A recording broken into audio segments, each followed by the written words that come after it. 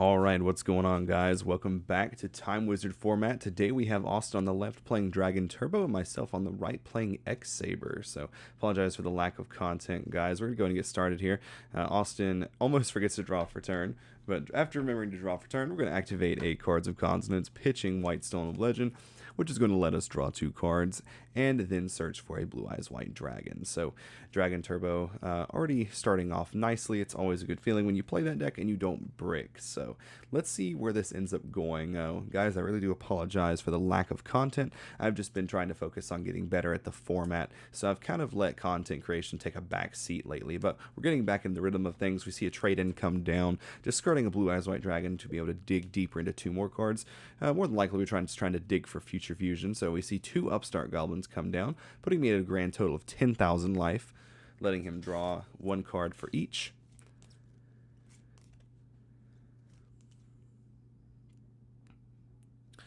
Looks like he passes turn, discarding Debris Dragon for hand size limit. I draw for turn, sit here and look at my hand a few minutes. We're playing X-Saber, which is a little bit of a slow-paced deck to be playing against dragons. So I'm going to set 1 card face down and pass. He does draw for turn. Looks like he picked up Quakimeru Drago, which is not a problem for us. We only play Earth cards, so that's always a good feeling. So he's going to activate Giant Draenei just to play around any kind of traps that might get in his way. We see a Debris Dragon come down, followed up being banished to summon a Red Eyes Darkness Metal Dragon. Red MD is going to trigger to bring back a dragon from the hand or graveyard, summoning Blue Eyes White Dragon. So I'm going to take some damage here, 2,800. And let's see, I think I only took the 2,800. Yep, looks like I only took the 2,800. My Tragodia is quite large due to my hand size. I do draw for turn here. Pick up an X-Saber Airbellum. I remember trying to go over this play in my head and not take too long to think about it. So, funny story, this deck is actually supposed to be playing 2 Armory Arms. I was not playing 2 Armory Arms in this video because I just simply didn't think that that would ever come up. Every game I played yesterday, I needed 2 Armory Arms, so we got them in there now. But we see 1 for 1 come down, discarding X-Saber Airbellum. I'm going to summon X-Saber Ragagura from deck, which is going to add the Airbellum right back to hand. So a very quick, very free summon there. We're going to normal summon our Airbellum, and down comes double X-Saber Faltrel. This is going to make the Armory Arm I was talking about here, bringing back Ragagura to be able to recycle Airbellum once again, just trying to keep that hand size up a little bit so Tragodia is a little bit bigger. I was trying to look for a way here I could clear both threats. I'm still trying to ponder on this, how I could get over both of those here, but we do have Armory Arm, which is going to go on to Faltrel, making him 3,400 and inflicting damage whatever he destroys. So, more than likely here we're going to use Faltrel, probably to swing over the Darkness Metal. We do need to clear that. It's just going to keep bringing back Blue Eyes. So, attack for some damage over that, and we end up burning for 2,800, which is quite nice in this situation here. Going to set 1 card face down and pass turn here. Looks like Austin picked up another Blue Eyes from top of deck. At this point, I do feel like I'm in a pretty good position. I do feel like I'm winning as far as card advantage goes, but dragons can put up a lot of threats quite quickly and outpace you. So this Faltrel is definitely going to be putting in some work, though. So he decides to attack over Tragodia with Blue Eyes. Sits here and looks at his hand for a few minutes.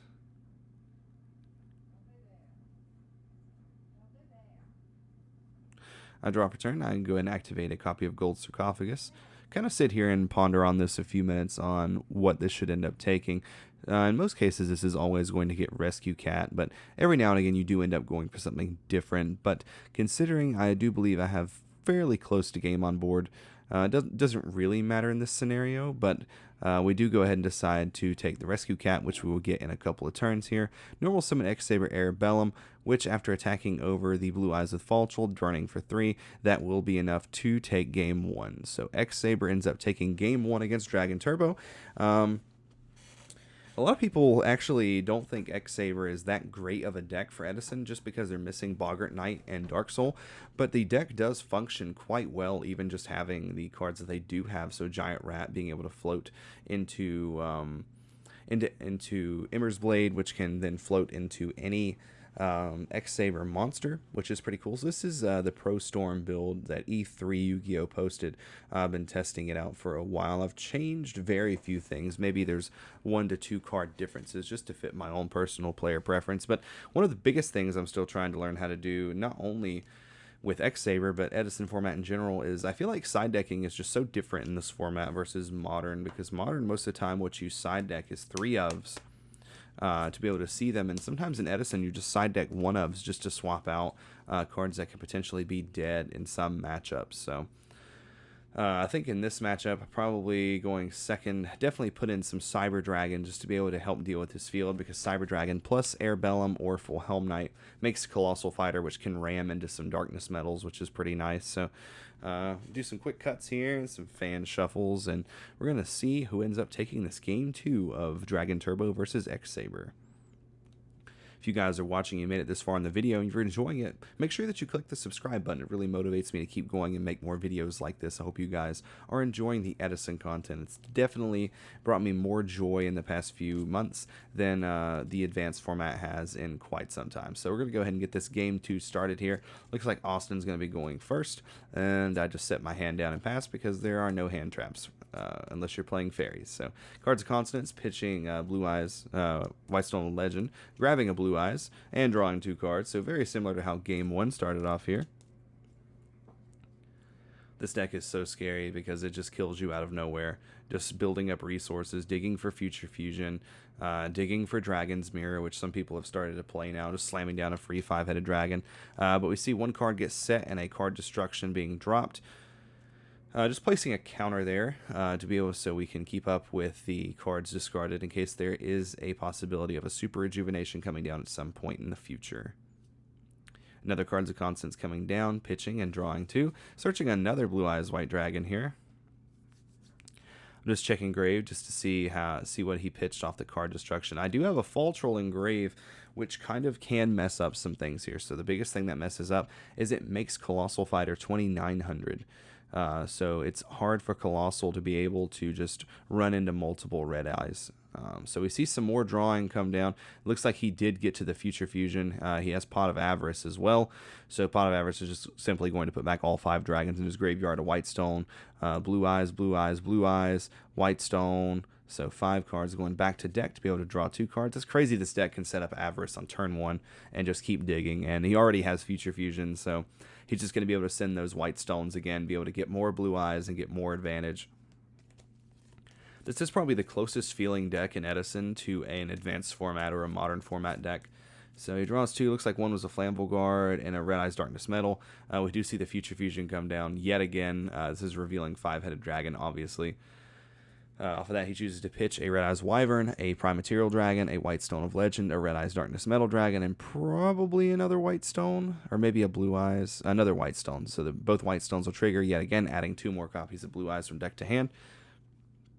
Really deck thinning here. Really deck thinning, getting ready to make a huge push on the following turn. I am sweating a little bit at this point, just because this deck, once it fires off, if you don't have an answer for it, you just simply die, especially if they drop Trident Drakion. That card does way too much for an old format. We do see a Super Rejuvenation come down, and I do believe that this is a Super Rejuvenation for 7. So he's going to be able to draw 7 cards. We have a Red Eyes Darkness Metal drop here in defense. Very smart putting it in defense. Colossal Fighter didn't really matter here because I had the Fall Troll, but you never know. Ragagura could come down, add that back. So no sense in playing directly into Colossal Fighter here. Trying to decide what he should keep and what he should send. He did get rid of quite a good hand with that card destruction. I was pretty sad to see that end up happening.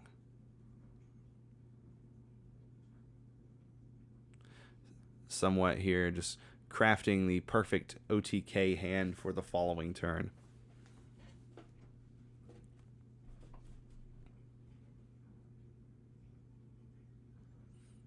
Still deciding here what's the best play that he can do on the following turn. Looks like we're almost done though. We're gonna let some Blue Eyes cards go to grave. Looks like he picked up Treacherous Trap Hole in the end phase off Super Rejuve. That probably would have changed the course of this game quite a lot if he had drawn that earlier and set it. The card's so good in this deck. But I do draw for turn.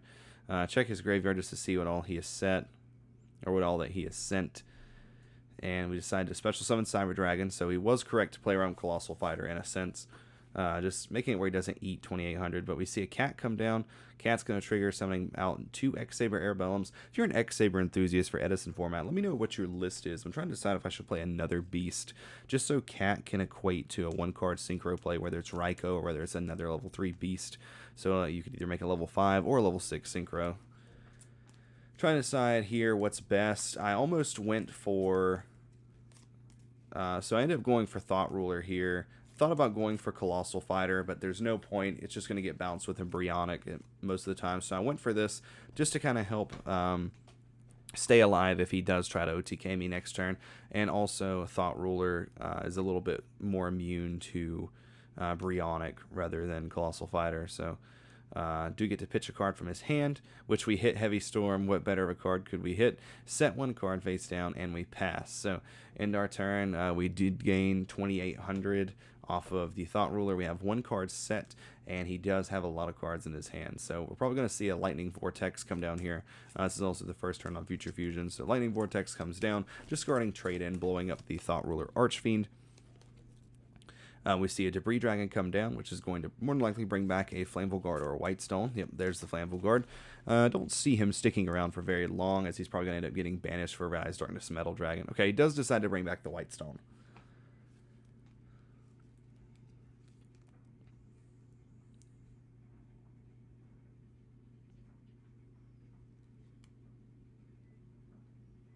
Got some thinking going on here. What could that back row possibly be? At this point, he knows that more than likely it's not Torrential.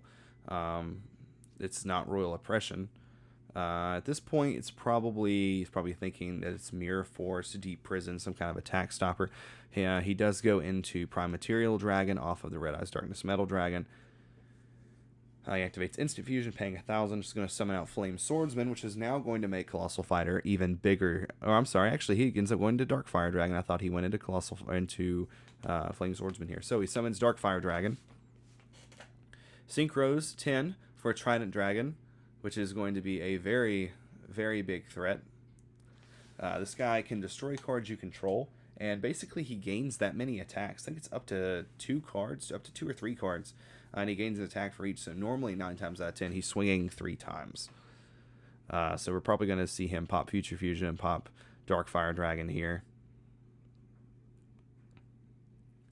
He said he was trying to decide if he wanted to pop a second one, but he was definitely popping Future Fusion. Decides to go ahead and pop Dark Fire Dragon as well. Banish Red MD to summon Red MD. That's going to activate Red MD's effect to bring back a dragon. Lots of pressure here. Lots of pressure. Brings back Prime Material Dragon, I believe. And goes to battle, where I flip over Gravity Bind. Level 4 and higher monsters cannot attack. So, now we are at a stalemate here. He still has a massive board presence here. But I do feel a little safer. Heavy Storm is gone. I do think he still has Trinade. Probably still has some copies of Lightning Vortex in deck as well. So we do have to tread cautiously around that.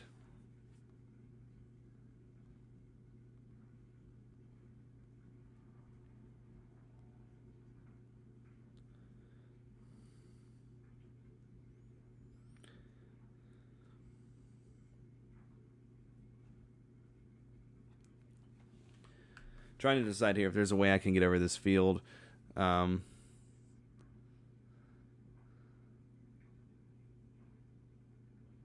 Sometimes X-Sabers make you make some very awkward plays, but I like the deck a lot. It's so much fun. It's one of my favorite decks of all time, actually, so having the opportunity to play it in Edison, you know I'm going to jump all over that. So we special Cyber Dragon. He's not going to be doing much now, but I decided I'd go ahead and bring him down. We Ember's Blade attack into Prime Material Dragon. We gain those extra life off of Thought Ruler earlier in the game, so it's not really that big of a deal to have to take 1,100 damage here. Unfortunately, if I was playing the other Armory Arms, and I could actually do like an Armory Arm OTK on the next turn, but we did not do that. So we just float into Ragagira, add back a Faltrell, and pass, just praying that somehow he doesn't draw an out to Gravity Bind. He goes ahead and draws, passes turn here. I'm feeling pretty good at this point. I'm just thinking if I can just set my board up properly, that we can probably end up just making one big push. We see Air Bellum come down. This is probably going to follow up by a Faltrell coming down, probably an Armory Arm going on the Faltrell.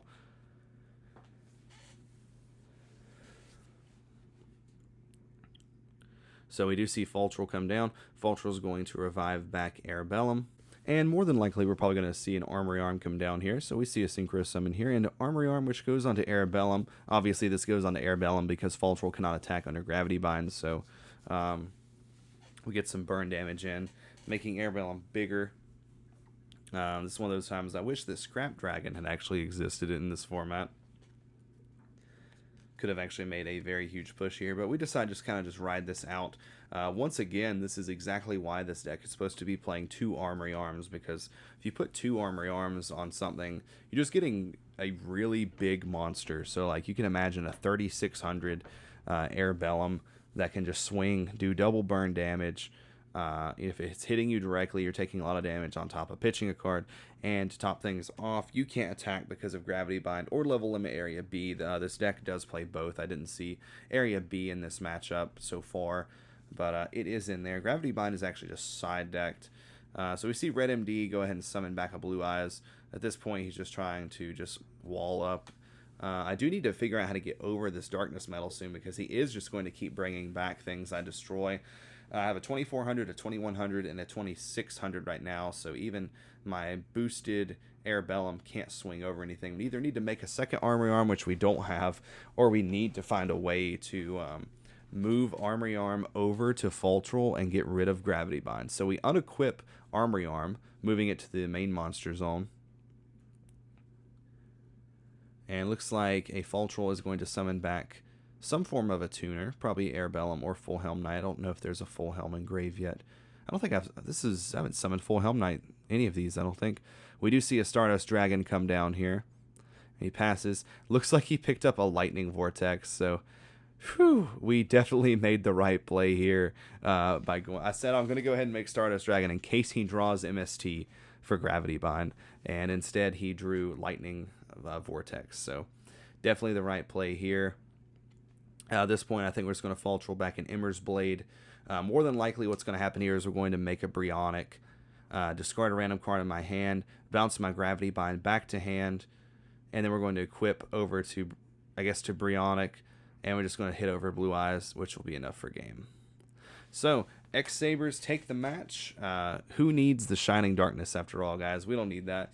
Alright guys, hope you guys enjoyed the video. If you want to see more, please consider subscribing, and we'll be back with more Edison content soon. This is Mike from Dark Magical Gaming signing out until the next one. Take care, everyone.